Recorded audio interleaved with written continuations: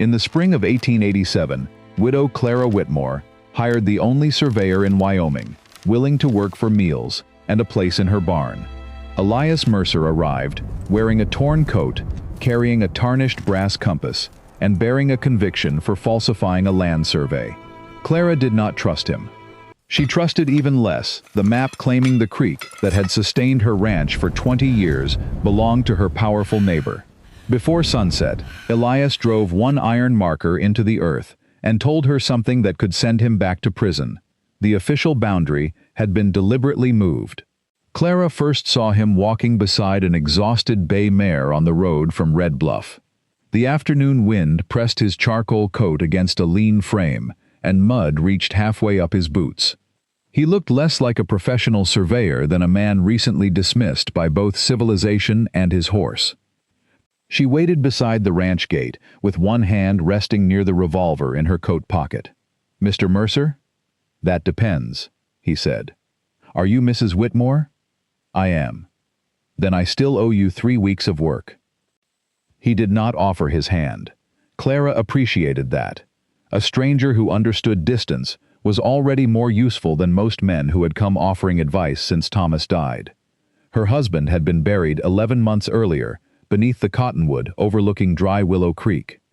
Since then, Clara had managed 640 acres, 83 cattle, 4 horses, 1 unreliable windmill, and accounts that grew less charitable each month. She could balance a ledger, treat an infected hoof, and calculate how many tons of hay remained without walking to the barn.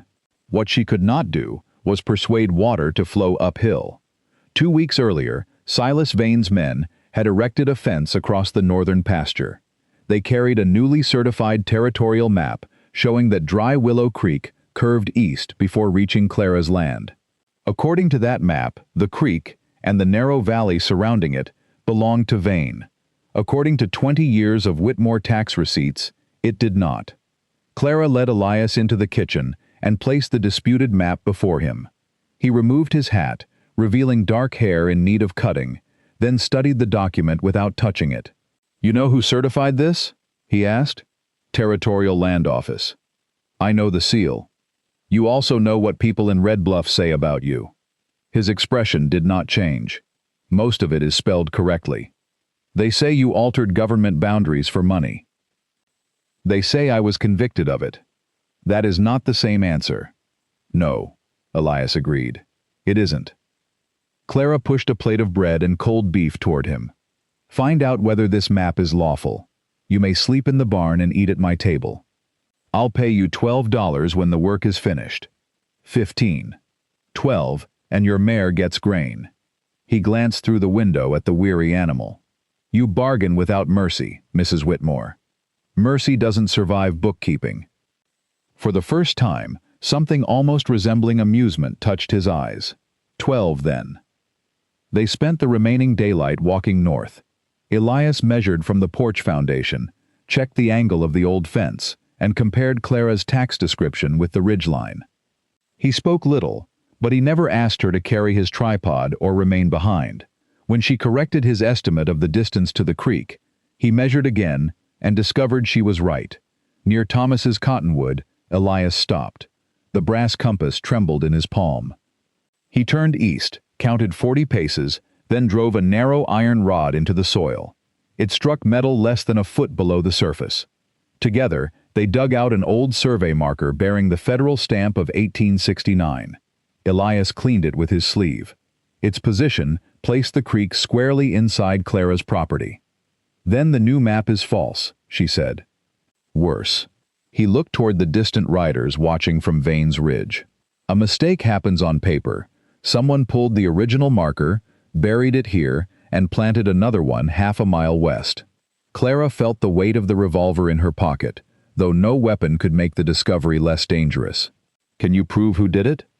Elias closed the brass compass and wrapped it carefully in a square of faded cloth. "Yes," he said, "but the records I need are the same records that put me in prison." Clara looked toward the ridge again. The 2 riders had disappeared, leaving only a faint trail of dust above Vane's land. "What records?" she asked. "The original field notes from the 1869 survey, The transfer filed when your father acquired this ranch, and every amendment recorded since. Elias returned the displaced marker to the hole, but did not cover it. If the measurements in those books match this stamp, the new boundary can be challenged. Then we ride to Red Bluff tomorrow. You can. I can't. Clara studied him. Because of your conviction?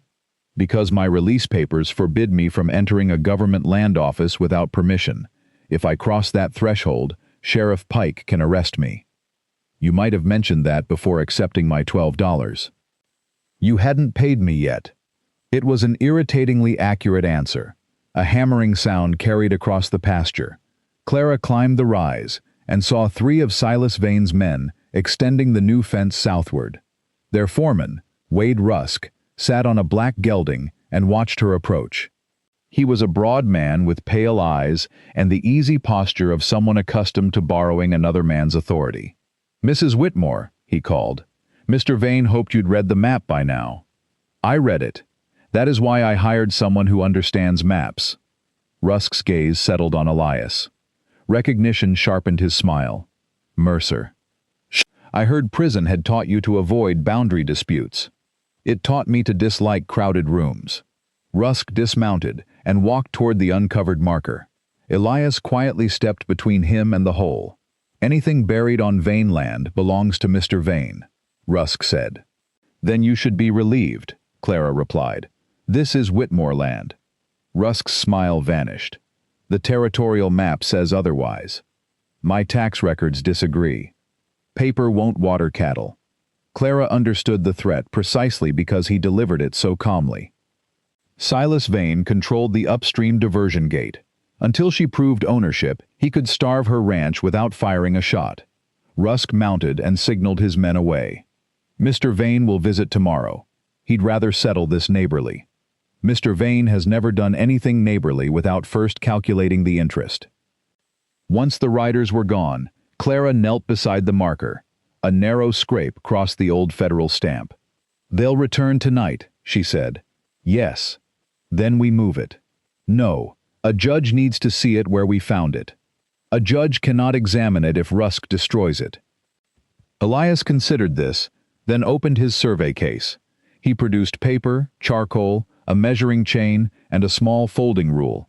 Together they recorded the marker's exact position in relation to the cottonwood, the house chimney, and a limestone outcrop to the east. Clara copied every measurement into her ranch ledger, while Elias made a rubbing of the stamp. He checked her figures once and handed the ledger back. "You keep better records than half the survey crews I've known." "Only half?" "The better half usually stays out of prison." By dusk they had concealed the marker beneath a layer of loose earth and rigged 2 thin strands of horsehair across the opening. If anyone disturbed the ground, Clara would know. At supper, she set down 3 rules.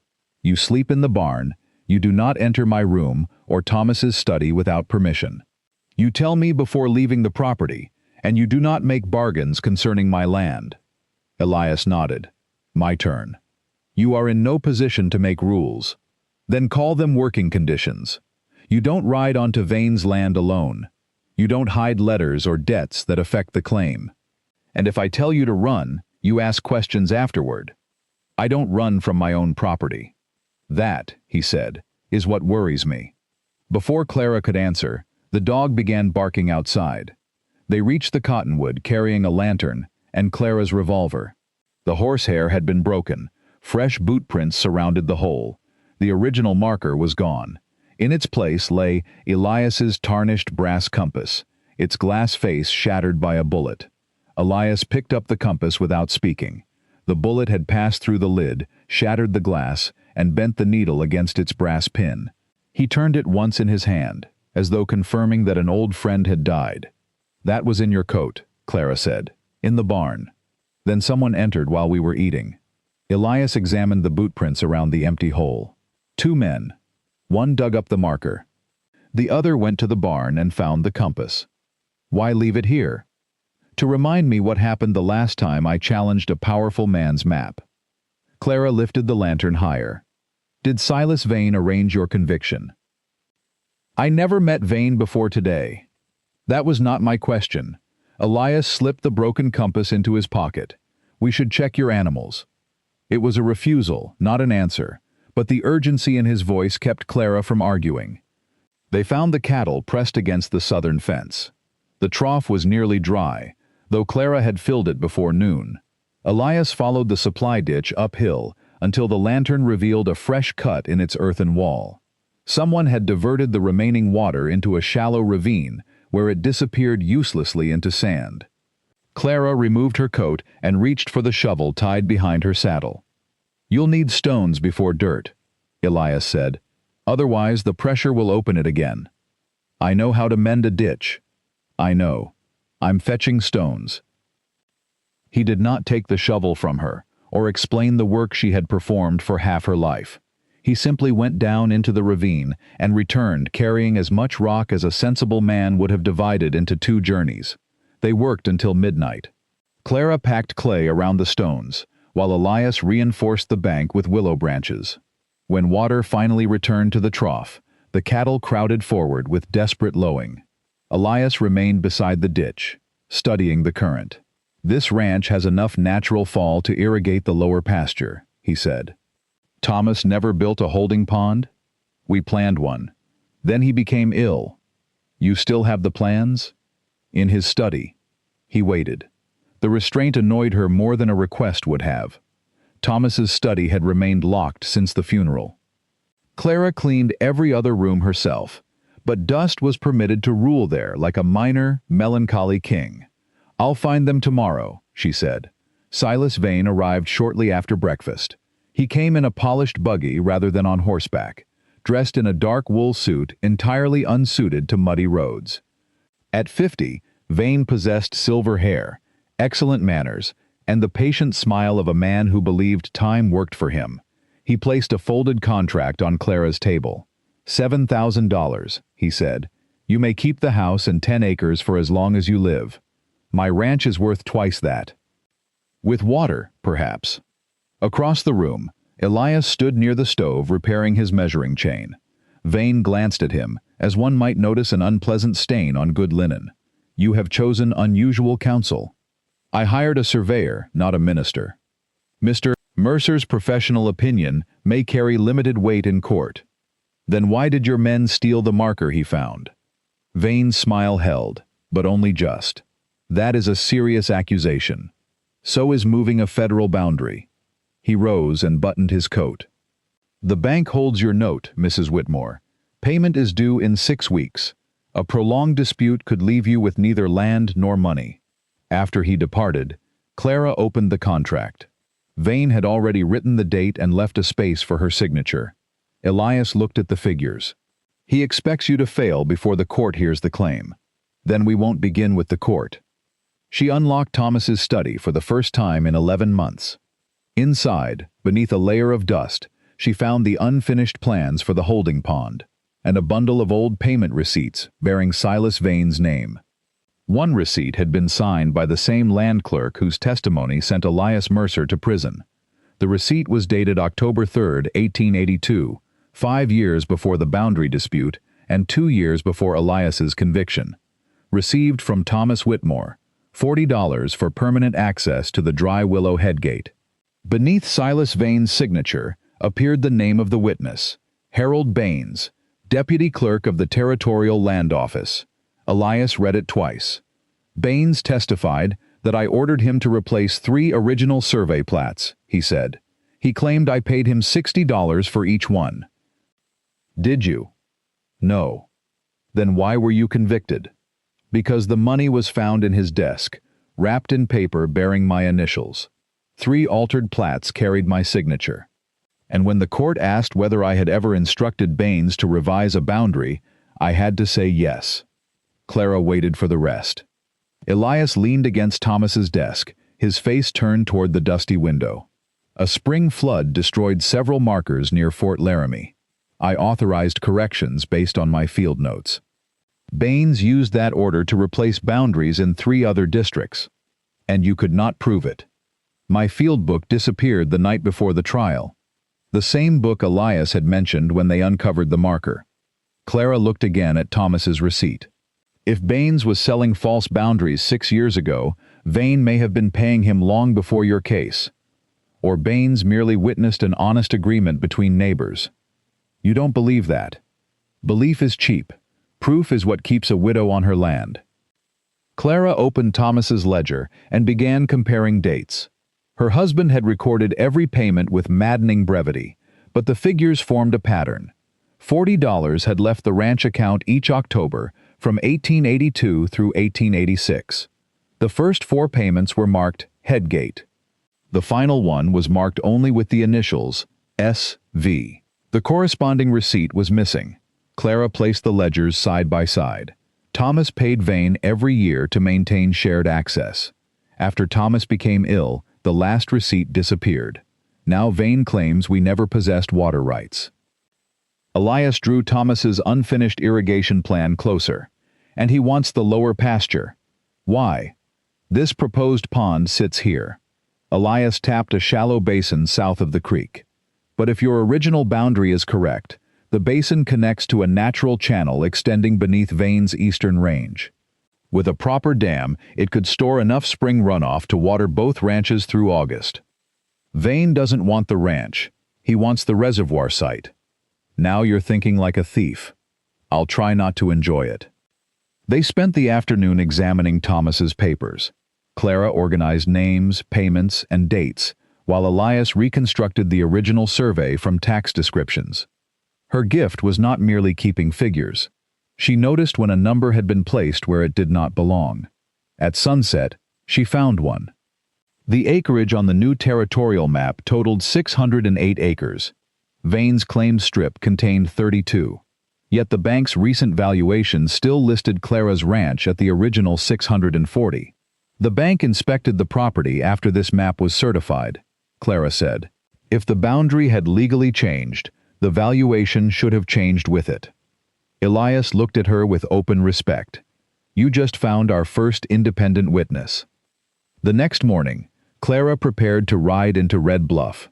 Elias gave her a list of records to request and showed her how to recognize a substituted survey page, different ink, mismatched thread in the binding, or paper newer than the pages surrounding it. What if Baines refuses? She asked. He will. Then why send me? Because he believes you are a grieving widow who understands cattle better than documents. Clara pulled on her gloves. That is careless of him. Yes, Elias said, holding her horse steady. I've begun to notice that underestimating you is an expensive habit. She returned 6 hours later with dust on her dress, anger in her eyes, and no copies. Baines denied me access, she said. Then Sheriff Pike searched my saddlebag before I left town. Elias's expression hardened. Did Pike give a reason? He said someone reported I was carrying stolen government property. Clara reached beneath her collar and drew out a folded scrap of paper she had concealed inside her bodice. But he did not search thoroughly. It was a torn corner from the 1869 field ledger. Across it ran the original northern boundary measurement, and in the margin, written in Thomas Whitmore's hand, were 4 words, Mercer knows where it is. Elias stared at Thomas's 4 words, until Clara wondered whether he had forgotten she was in the room. You knew my husband, she said. I never met him. Then explain this. Thomas wrote to me in prison. The admission landed more softly than a lie, and cut more deeply. Clara folded the scrap with deliberate care. How many times? 4 letters from him, 3 replies from me. And neither of you thought I should know? Your husband believed knowledge would put you in danger. He was mistaken. Yes, Elias said. I told him so. That answer prevented her anger from finding its easiest target. Elias explained that Thomas had noticed discrepancies while researching the proposed holding pond. The official measurements did not match the fences his father had built in 1869. While searching an abandoned survey cabin in the northern hills, Thomas found a tin document box beneath the floor. Inside was Elias's missing field book. Elias had hidden it there before riding to Red Bluff to accuse Baines of altering plats. He returned 2 days later under arrest and never had the opportunity to recover it. Thomas offered to deliver it to the governor. Elias said. "I told him not to trust the mail or the land office. I asked him to hide it until I was released." "Where did he put it?" "He never told me directly. He wrote that he had placed it where water waited for honest hands." Clara looked toward the irrigation plan spread across the desk, the unfinished holding pond. They rode south before sunrise. Thomas had selected a natural depression sheltered by two low ridges. Sagebrush covered the basin, and a line of stones marked the dam he had never lived to build. Clara dismounted at the eastern end. "Thomas always began construction from the spillway," she said. "He said a man who built the wall first was merely making a larger problem for the rain." Elias examined the stone line. He was right. That admission would have pleased him enormously. Beneath the third stone, they found a rusted tobacco tin wrapped in oilcloth. It contained 2 letters from Elias, Thomas's final receipt from Vane, and a small brass key. The field book was not there. Clara's disappointment lasted only until Elias turned the key over. A number, 27, had been scratched into its stem. "Survey crews numbered their equipment boxes," he said. "Mine was 27. "Where is the box?" "In the Red Bluff land office." The field book had never been hidden on the ranch. Thomas had concealed the key and left the evidence inside the one building Elias was legally forbidden to enter. On the ride home, rain began falling in cold, slanting sheets. Clara's mare lost footing while descending the ridge. Elias caught her bridle and steadied the animal, but the movement dragged him from his own saddle. He struck the ground hard and rose holding his left shoulder. "You're hurt." "I've been more gracefully injured." She made him sit beneath a sandstone overhang while she examined the joint. It was strained, not broken. Clara fashioned a sling from her neckerchief and secured his arm against his chest. "You've done this before," he said. "Cattle, horses, Thomas. The bones differ. The complaints sound remarkably alike." For the first time, Elias laughed without restraint. The sound was warmer than she expected and made the narrow shelter seem less occupied by rain. That evening, Clara found him at the kitchen table attempting to dismantle his ruined compass one-handed. "Give it to me." "It cannot be repaired." Surveyors should avoid making claims without evidence. Thomas had kept spare watch crystals in a wooden drawer. Clara selected one, filed its edge against a whetstone, and fitted it beneath the compass rim. Elias straightened the needle while she replaced the bent pin. When she handed it back, the needle swung uncertainly, then settled north. Elias looked at the repaired glass and understood where it had come from. "Your husband's supplies?" "He taught me how to mend small mechanisms. He disliked throwing away anything that had simply lost its direction." Elias closed his fingers around the compass. "Mrs. Whitmore." A gunshot cracked outside. They ran to the porch. Flames were climbing the wall of the hay barn, bright against the rain-dark sky. Across the yard, Clara's cattle stampeded toward the locked northern gate, and Wade Rusk was riding away with the brass key to its chain. The rain was too thin to stop a kerosene fire. Flames raced through the dry hayloft, turning the barn roof into a sheet of orange light. Clara ran for the northern pasture. The frightened herd had gathered speed, driven by heat and smoke toward the gate Rusk had chained. If the lead cattle struck it, the animals behind would crush them against the rails. Elias caught up despite his injured shoulder. "We have to open that gate." Rusk took the key. "I noticed." Clara drew her revolver. Elias looked at the chain and then at the weapon. "Remind me never to question your bookkeeping." She fired twice. The first bullet struck iron and vanished into the darkness. The second shattered the padlock. Elias dragged the chain free with his good arm, but the cattle were approaching too fast. Simply opening the gate would send them onto Vane's fenced land, where Rusk's men could claim they were trespassing livestock. Clara mounted her mare and rode directly toward the stampede. "Clara?" It was the first time Elias had used her given name. She did not turn. She swept across the herd's path, waving her hat and shouting until the lead cow veered. The animals behind followed, turning in a broad, thundering curve toward the open lower pasture. Elias mounted his bay and joined her, guiding the stragglers away from the burning barn. By the time the final calf crossed the creek, fire had spread to the tack room. The house stood less than 60 yards downwind. Clara started back, but Elias blocked her path. "The roof will fall. My ledgers are in the study." "You have the receipts." "Not all of them. You cannot defend a ranch if you die inside its barn." "The house, Elias. If the embers reach the roof." He looked toward Thomas's unfinished irrigation ditch.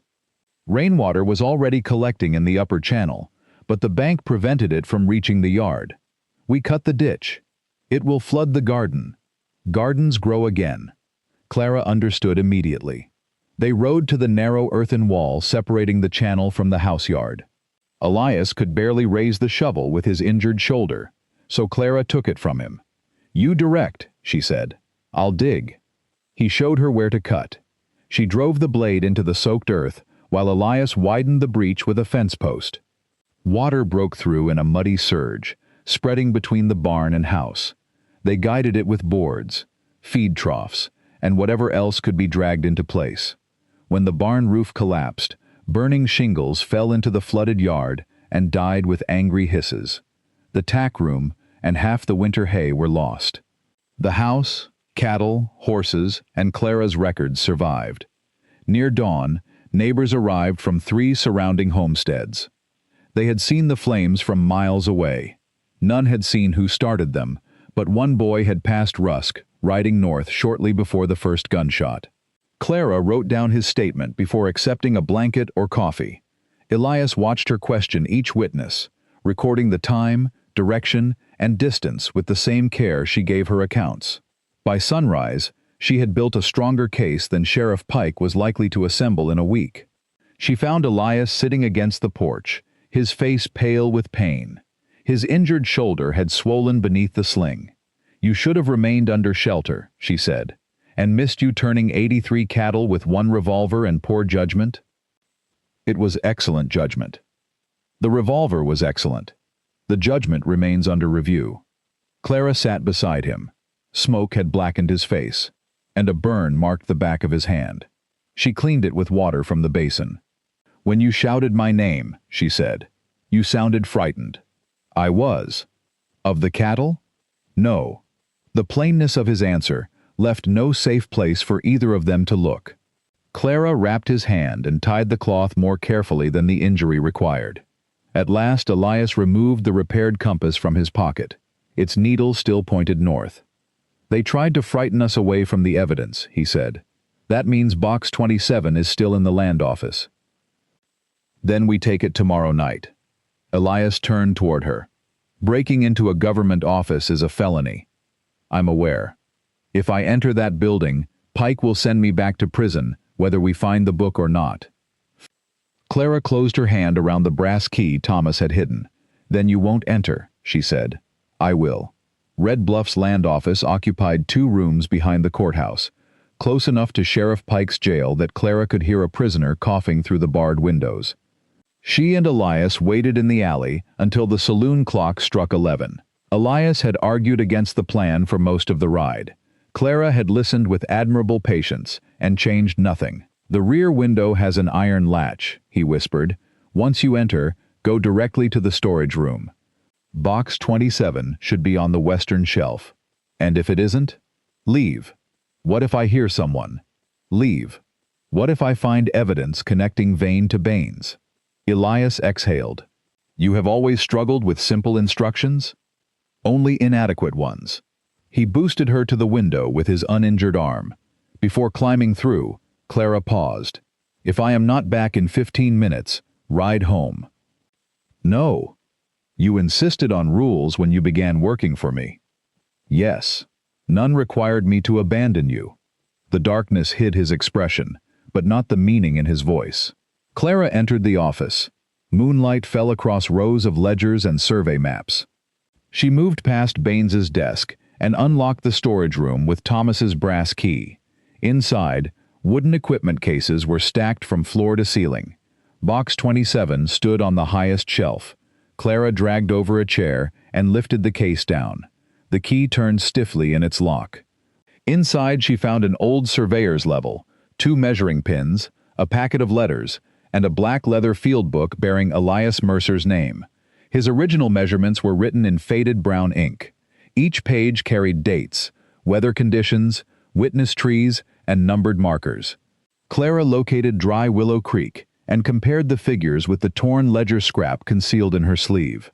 They matched exactly. Beneath the field book lay something Elias had not expected: 3 bank drafts payable to Harold Baines. Silas Vane had signed all of them. The dates corresponded to the 3 altered plats used at Elias's trial. Clara wrapped the documents in oilcloth and slipped them beneath her coat. Then a lamp flared in the outer office. Harold Baines stood in the doorway with Sheriff Pike beside him. "I told you she would come," Baines said. Pike raised his revolver. "Put the box down, Mrs. Whitmore." Clara obeyed, keeping her body between the men and the open case. "This is government property," Pike continued. "You are under arrest for burglary and theft. The field book belongs to Elias Mercer. It was entered as evidence in a territorial prosecution." "And the bank drafts?" For the first time, Baines looked uncertain. Pike stepped forward. "Empty your pockets." A crash sounded behind him. Elias came through the rear window, knocking the lamp from Baines's hand. Darkness swallowed the room. Clara moved at once. She overturned the chair, struck Pike's wrist with the wooden case, and ran toward the front records counter. Elias had shown her the building's original plan before they left the ranch. A narrow delivery hatch opened beside the deed cabinets. She crawled through it as Pike fired blindly into the ceiling. Outside, Clara reached the horses, but stopped when Elias failed to appear. From inside came Baines's voice. "Mercer, you violated your release order. You're going back for 10 years. Then Elias answered, calm and unmistakably close to the front door. "You want me, Pike? Open it." The sheriff emerged with his revolver pressed against Elias's ribs. Elias's good hand was raised. His other arm hung uselessly in its sling. "Ride, Clara," he said. She understood what he had done. By surrendering in full view of 2 night watchmen crossing the street, he had forced Pike to arrest him publicly instead of chasing her into the dark and quietly recovering the evidence. Clara mounted, but she did not flee toward the ranch.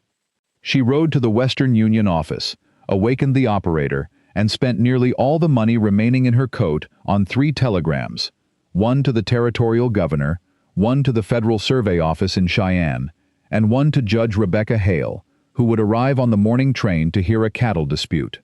Her message was brief: survey fraud proven, witness arrested, original records in my possession, request immediate public hearing. At dawn, Clara stood across from the jail, holding Elias's field book beneath her coat. Through the bars, she saw him sitting alone. Sheriff Pike stepped onto the boardwalk. "Vane will withdraw the land claim if you return those documents," he said. "He may even persuade the prosecutor to release Mercer." Clara looked toward the railway tracks, where black smoke was rising beyond the eastern hill. The morning train was coming. "Tell Mr. Vane," she said. "He is too late to bargain." Judge Rebecca Hale stepped from the morning train wearing a gray traveling coat and an expression that suggested delays were personal insults. She read Clara's telegram before accepting the station master's greeting. Within an hour, the courthouse was full. Ranchers crowded the benches. The bank manager sat near the front with Clara's property valuation. Harold Baines occupied the opposite table beside Silas Vane. Sheriff Pike brought Elias in through a side door, his wrists chained despite his injured shoulder. Clara's anger sharpened into something cold and useful. Judge Hale examined the field book, the 3 bank drafts, Thomas's receipts, the marker rubbing, and the torn page Clara had taken from the land office. Baines rose first. "Every document presented by Mrs. Whitmore was stolen. Mr. Mercer is a convicted fraud. Nothing he wrote can be considered reliable." "The bank drafts were found inside his locked equipment box," Clara said. "Placed there by Mercer, no doubt." Elias stood. "Then ask Mr. Vane why his signature appears on them." Vane did not look toward him. "Payments for legitimate surveying services." "The first draft was issued 6 months after I entered prison," Elias replied. A murmur moved through the courtroom. Judge Hale compared the dates. "And the other 2? "Both issued while I was confined." Baines's face lost color. Clara presented her ledgers next. She showed the annual payments Thomas had made for access to the shared headgate, the missing final receipt recovered from the tobacco tin, and the bank's valuation of all 640 acres after Vane's altered map had supposedly reduced the ranch to 608. The bank inspected my property using information supplied by the land office, Clara said. Either the map given to Mr. Vane is false, or the valuation given to the bank is false. Both documents were certified by Mr. Baines. Judge Hale turned to the bank manager. He cleared his throat. We received no notice of a boundary reduction. Because there was none, Clara said. Not until Mr. Vane needed my reservoir site. Vane rose abruptly. This is speculation from a woman desperate to avoid foreclosure. No, Elias said. This is arithmetic. Mrs. Whitmore happens to be better at it than the men who tried to steal from her. Judge Hale ordered his chains removed. Sheriff Pike hesitated. That was not a suggestion, she said. Elias stepped before the large wall map. Using his repaired brass compass, he explained the original survey line, the bearing from Thomas's cottonwood, the distance to the limestone outcrop, and the position of the buried federal marker. He also described the false line, which could only have been produced by shifting the starting point exactly 32 acres west. Could this discrepancy be accidental? The judge asked. No. The altered bearing follows the proposed reservoir channel. Whoever drew it knew precisely which ground Mr. Vane required. Judge Hale studied the compass in Elias's hand. Its new glass caught the morning light. Why did you enter the land office last night, knowing it violated your release? Elias glanced at Clara. Because Sheriff Pike intended to arrest her and recover the records before she could expose them. I entered so she could escape. You understood that doing so might return you to prison. Yes. For how long? 10 years. The courtroom became still. Judge Hale looked toward Clara. And why did you not accept Mr. Vane's offer to exchange these records for Mr. Mercer's freedom? Because a freedom purchased with silence belongs to the man setting the price, Clara answered. Mr. Mercer risked his liberty to prove the water was mine. I will not repay him by helping the men who stole his name. Silas Vane moved toward the door. 2 neighboring ranchers blocked his path without being asked. Judge Hale issued an immediate injunction restoring Clara's access to Dry Willow Creek and prohibiting Vane's men from entering the disputed acreage.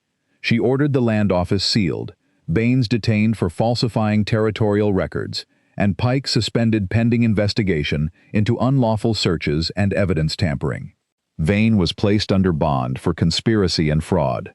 The arson charge would require further testimony, but the boy who had seen Rusk near the Whitmore ranch was already waiting outside. When the hearing ended, the townspeople spilled onto the boardwalk. Clara remained in the courtroom as a federal marshal removed Baines. Elias stood near the window, free of chains, but not yet free of consequence. Judge Hale approached him. Your original conviction will be reviewed. Until then, the release violation remains. Clara stepped beside him. He entered because I did. I know, the judge said. That is why neither of you is leaving the county. After she departed, Elias looked down at Clara. You saved the ranch. We saved it. The water is yours now. Clara touched the repaired compass resting in his palm. The water was always mine, she said. You gave me the proof. Outside, Dry Willow Creek still waited beyond 12 miles of open country. But for the first time since Thomas's death, Clara knew no other man could close its gate. For 3 weeks, federal examiners occupied the Red Bluff land office. They found 8 altered plats, 2 sets of account books, and payments connecting Silas Vane to Harold Baines over 6 years. Wade Rusk denied setting the Whitmore barn on fire until Clara produced the statements she had collected that morning, each witness recording the time and direction of his ride. Faced with arson charges and abandoned by Vane, Rusk admitted he had taken the boundary marker, broken Elias's compass, and lit the hayloft under orders. Vane's land claim collapsed. Baines confessed to falsifying the surveys, and Sheriff Pike was removed from office for concealing evidence. Elias's conviction was formally vacated. The telegram arrived while he and Clara were measuring the unfinished reservoir basin. Clara read it twice, then handed it to him without ceremony. She understood that some news was too large for celebration at first. Elias stood among the sagebrush, with the repaired compass in one hand and the telegram in the other. "They cleared your name," she said. "They corrected the record. That is a surveyor's way of avoiding happiness. I'm out of practice." She left him alone beside the stone line while she returned to the house. Respect sometimes required company. Sometimes it required distance. Clara had learned the difference from him. By evening, Elias found her at the kitchen table surrounded by ledgers. "The bank payment is due in 19 days, he said. "I know. The restored acreage increases the ranch's value. They may extend the note." "I don't intend to ask." Clara showed him 6 signed agreements. The neighboring homesteaders would contribute money and labor toward completing Thomas's reservoir. In return, each would receive a fixed share of stored spring water after the Whitmore cattle and household needs were met. "The advance payments cover the bank note," she said. "They also replace the hay and purchase timber for the dam." Elias examined her calculations. "You designed a water cooperative. I designed a way to keep Silas Vane's replacement from doing the same thing." He smiled slowly. "Thomas planned a pond. You planned a community. We still need a surveyor. You can hire a respectable one now. I already hired the best one available." "The disgraced one?" "The expensive one. $15, if I recall. 12. You exploited my concern for my mare." Clara closed the ledger. "Your original contract ends tomorrow." "I know." The words settled between them. Elias had packed his belongings that morning. Everything he owned fit into his worn saddlebag, except the surveying level recovered from Box 27. He intended to leave before wanting to stay became a kind of trespass. Clara understood his intention and disliked it immensely. "You risked 10 years in prison for my ranch," she said. "For you." The correction left them both still. Elias set the repaired compass on the table. "I spent 3 years believing my judgment had destroyed every life it touched. Then I came here, and you trusted my work before you trusted my name. I don't know how to repay that. I didn't ask for repayment." "What are you asking for?" Clara had negotiated cattle prices, bank notes, water rights, and 1 surveyor's wages. None had required this much courage. "Stay until the reservoir is finished. That will take most of the summer." "Yes." "And after that?" "We will need new irrigation channels. Those could take another year. I have been told ranch work is rarely completed." Elias stepped closer. "Clara, are you offering me employment?" "I am offering you a share of the water project, a room in the house, and the right to argue with me about drainage. Those are very generous terms." "I'm not finished." She reached for his uninjured hand. "I'm offering you a place beside me. Not in Thomas's place. Not as the owner of this ranch. As my partner, if that is enough." Elias looked at their joined hands, then at the open door of Thomas's study. Nothing had been erased to make room for him. That mattered more than Clara could have known. "It is more than I expected to find anywhere," he said. He kissed her gently, with the restraint of a man asking a question rather than claiming an answer. Clara answered by keeping hold of his hand. Outside, Dry Willow Creek moved through the reopened gate and across the Whitmore land, carrying the first spring runoff toward the basin they would finish together. By the end of August, the reservoir covered 12 acres of the southern basin. Clara managed the money, labor schedules, and water agreements. Elias surveyed the dam, calculated the spillway, and taught 3 neighboring boys how to use a measuring chain without tangling themselves in it, a frontier accomplishment more difficult than it sounded. Every family receiving water planted 2 cottonwoods along the main channel. Clara insisted upon it. Their roots would strengthen the banks, their shade would protect the cattle, and years later, they would show exactly what shared work could build. The banknote was paid 6 days early. When the manager offered to extend Clara additional credit, she reviewed his terms, removed 2 unnecessary fees, and made him rewrite the agreement. Elias sat quietly beside her, displaying the disciplined wisdom of a man who had once attempted to bargain over grain for his horse. The new barn rose before winter. It contained a separate survey room, a fireproof cabinet for records, and a small brass plate above its door. Whitmore Mercer Land and Water Surveys. Clara retained sole ownership of the ranch. She and Elias held equal shares in the surveying business and the water cooperative. Neither arrangement required the other, which was precisely why both mattered. They married beneath Thomas's cottonwood after the first autumn rain. Clara carried no veil, and Elias wore the same charcoal coat in which he had arrived, though she had repaired its torn sleeve. Thomas's name was spoken during the ceremony without embarrassment or apology. Love, Clara had learned, did not become more faithful by pretending no one had been loved before. Judge Hale attended and brought a wedding gift, the original 1869 federal marker, released after the land investigation. Elias set it permanently beside the reservoir spillway, where no man could move it without the cooperation of several determined families. Years passed, measured less by calendars than by calves, harvests, and the height of the cottonwoods. The 83 cattle became 200. The 10 original water agreements became 27. Clara expanded the cooperative across the valley, ensuring that small homesteads could survive dry summers without surrendering their land to whichever wealthy rancher controlled the nearest headgate. Elias trained honest surveyors and testified in boundary cases throughout Wyoming. He became known not as the man once convicted of falsifying maps, but as the man whose measurements could withstand money, weather, and politics. At home, he still checked Clara's calculations. He still rarely found an error. They raised 2 children of their own and later took in the orphan son of one of their reservoir workers. Clara taught all 3 to keep ledgers. Elias taught them to read the country, the angle of a slope, the bend of a creek, the quiet evidence left by stones and trees. Neither permitted the children to touch the brass compass without permission. Its repaired glass was never perfectly clear. A pale line remained where the bullet had cracked the rim, and the needle sometimes hesitated before settling north. Elias refused every offer to replace it. "Something can be damaged and still point true," he would say. On the 20th anniversary of the fire, Clara and Elias walked to the old cottonwood at sunset.